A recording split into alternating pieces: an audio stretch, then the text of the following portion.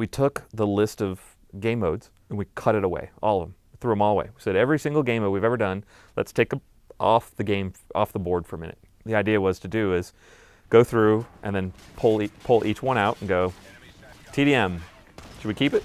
Well, let's talk about why we should keep it. TDM was pretty easy. It was like, okay, we'll put that back. So that's what we did though with all the game modes. We said, okay, this game mode, yes, no, maybe. And tried to cut as many as we possibly could. They still can be put back into the game. It's not like they're gone, because there's playlists. I can update them tomorrow and they'll be something completely different. The idea was, especially for launch anyways, is to introduce a lot of new game modes. So you've seen Cranked, you've seen Search and Rescue, you've seen Blitz. There are a few, you see them teased in the trailer. I think Grind is on that list. So there's a lot of new game modes, and we want to really get people interested into these new game modes. It's not the pitch meeting kind of thing. Single player works that way. A person comes up with an idea and then pitches it, and then they all kind of discuss it in a pitch meeting. But for multiplayer, what happens is someone comes up with an idea, and it might be, say, the idea for Search and Rescue, and then creates a prototype for it. Sometimes that's super straightforward and easy, like Search and Rescue is pretty straightforward. Didn't take too long to quickly script that up, then introduce it. And the funny thing is all these modes we end up playing in the previous game's maps. But yeah, what we try to do is every game is keep some maps alive from the previous game to use as test maps. And someone has to actually go in and do a lot of work to make it work in the new game.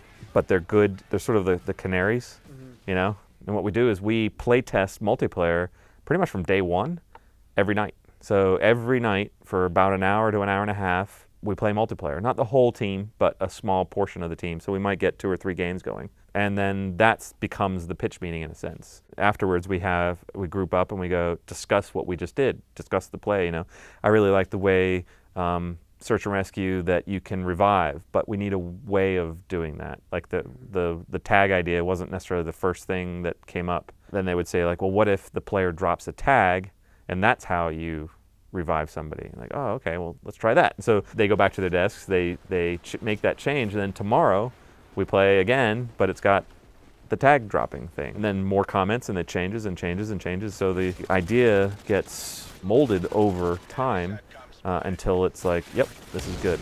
It's a very organic yet overly thorough process. We cut a lot more than maybe we ship sometimes. I feel like with Ghosts, we didn't bloat, we cut a lot. Are fans gonna like that? Some people won't, you know? And we know that. We know that there are gonna be people very upset that we cut something they liked. But we felt this needed to be its own new game. We wanted to let this game grow on its own and become what it needs to become on its own. So there was a lot of that on this game especially. In single player, we try to make it make sense, and we try to keep to a sort of serious tone of we're creating a movie, in a sense, a cinematic experience, a story that we want people to take seriously. In multiplayer, we do get to have a little bit more fun. So you have to rack up your next kill before the timer hits 0, or you'll explode. Why not?